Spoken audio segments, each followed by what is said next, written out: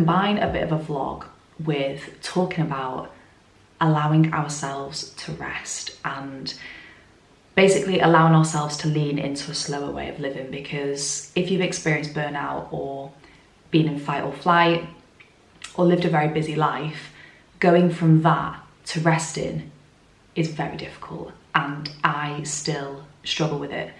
I have to constantly remind myself and coach myself and guide myself and teach myself, you know, the importance of rest, and yeah, just keep bringing myself back to it. So today I'm just going to weave through a few things that I do to support my nervous system, how I'm actually learning to rest, and small things that I do to just come back into the present moment. Something that's really helped me move into being more mindful and embrace a slower way of living is understanding the science and the reasonings maybe as to why that was difficult for me in the first place. So kind of revisiting my psychology degree, the yoga teacher training, learning more about the nervous system, therapy, like understanding myself more and cultivating self-awareness has really allowed me to understand why it doesn't come naturally to me, and also why it doesn't come naturally to a lot of different people.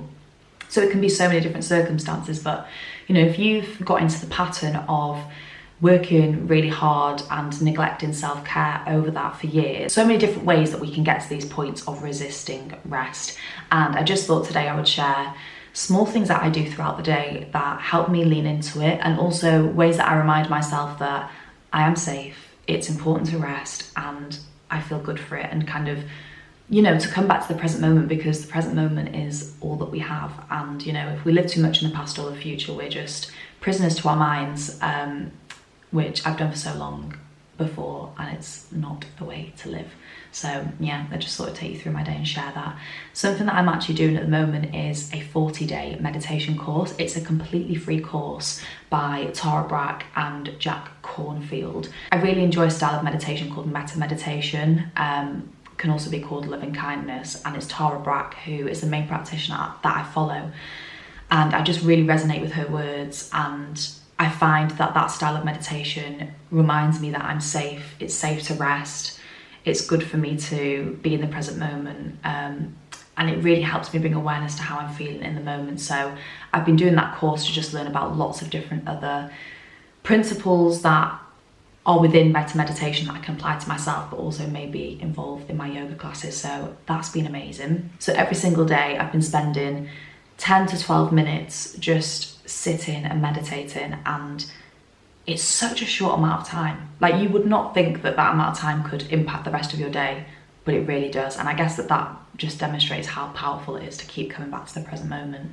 So yes, that's one thing that I've been doing that's really helped, and obviously it's a free course, so if you wanted to kind of experiment and see if that was for you, I definitely recommend. Another thing that I'm doing is seeing slow living as an experiment. I've spoke about this on my TikTok, but you know, it's not a case of me having to fall into this other way of life and that's it. I'm experimenting in lots of little ways that I can live slow and be more mindful. Some of them stick, some of them don't, and knowing that that's okay. So yeah, everything's just a constant experiment. And also I'm changing, we're all constantly changing as people. So some days, some seasons, one thing might work great, another day, another season, something else might resonate more. So just constantly revisiting things, and having a beginner's mindset has really allowed me, again, to just experiment with this, not be so daunted by a massive life change, and yeah, just move out of constantly working and exhausting myself to be more mindful and allowing myself to rest. And yeah, it's a constant thing. I feel like I'm going to be doing this for years, and I'm actually realizing now that that is okay. You know, I spent all of my early 20s, all of my teenage years avoiding how I was feeling, being in fight or flight mode, constantly doing things and being busy and working myself hard. So it's going to take time to undo that. So just coming back to this and being compassionate with myself during the whole process. So yeah, Jay's just got home from golf. I'm gonna go downstairs, make a coffee, and I think we're just gonna watch TV together. Typically watching my TV probably wouldn't be a slow living thing, but it is for me. I enjoy it, and I enjoy that quality time together when we can watch something that we both enjoy. And another thing, like, it's simple things with that. So for example, I won't go on my phone while I'm watching TV anymore. I'll try and be very focused on the one thing that I'm doing. So there's small ways that might not seem typical to a slow living lifestyle that you see presented on social media, but there are ways that you can be more present and clear your mind and be engaged with exactly what it is that you're doing.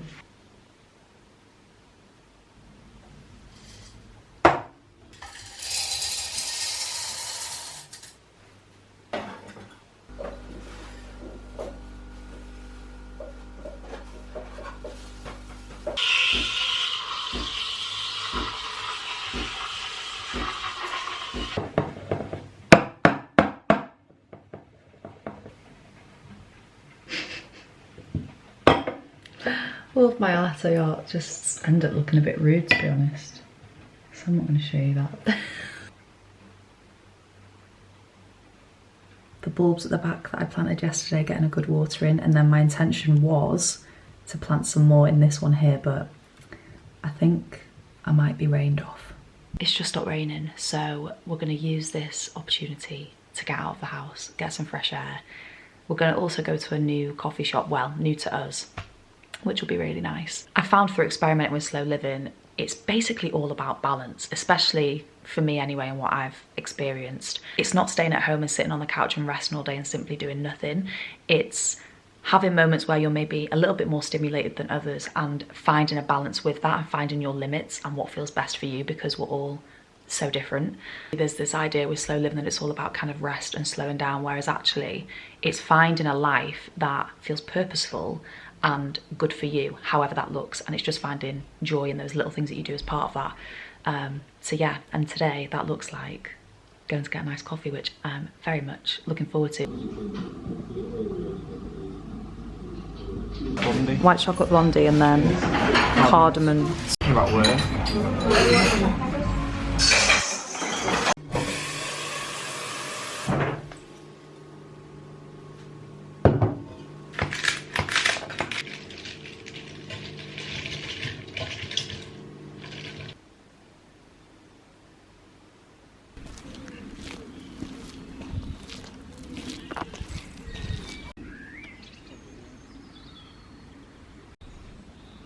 So many signs of spring now.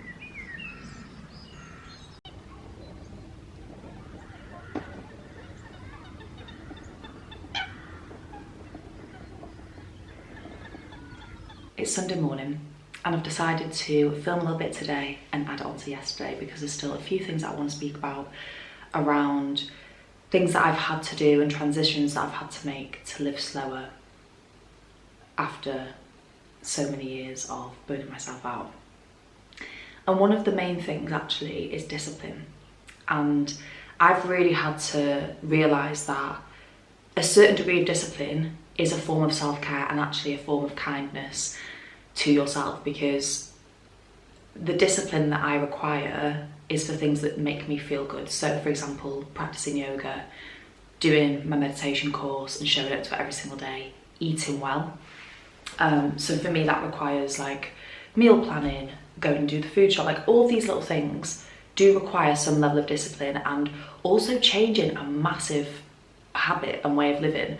I did used to have some of those principles in place, but for quite a lot of it, and especially kind of this idea of allowing myself to rest, that's a practice as well.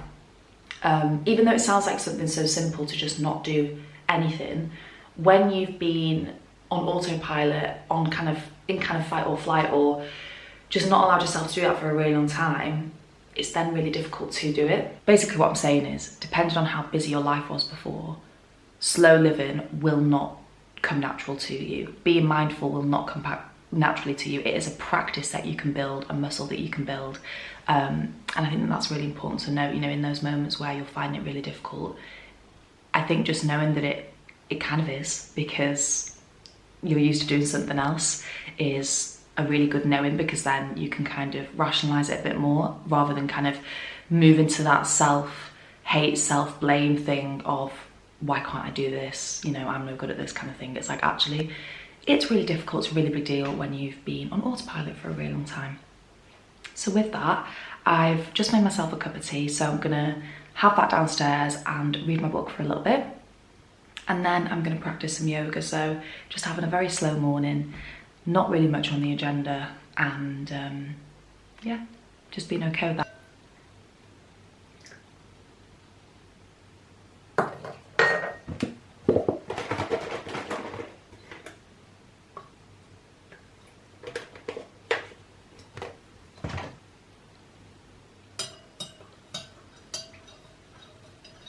Something else I found quite useful is replacing my intense doing with more restful doing, especially at the beginning when there was that struggle to just rest. And I swapped a lot of watching TV and being on my phone, mostly being on my phone to be honest, and scrolling, with reading books.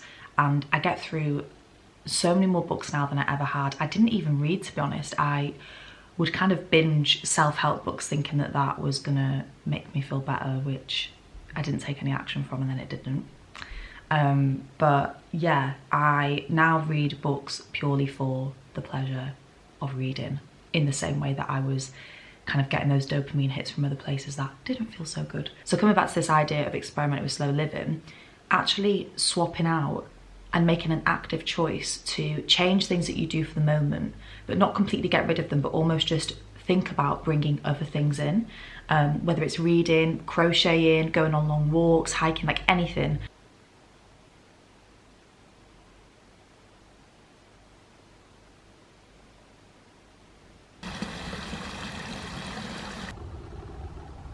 Very muddy. That's probably the bit that we look out for the right way.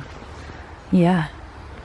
It's a little bit later now. We went out and had a walk, did our food shop, and then we've come back, unpacked it all, cleaned the fridge, which is just the most exciting job ever. Put on a wash, which you might be able to hear in the background now, and I'm just gonna make a coffee. And I'm gonna have one of these little easy peelers with my coffee, and I think I'm gonna read my book and just have a chill afternoon. It's not even 1 yet, so got the rest of the day ahead of us, which feels nice.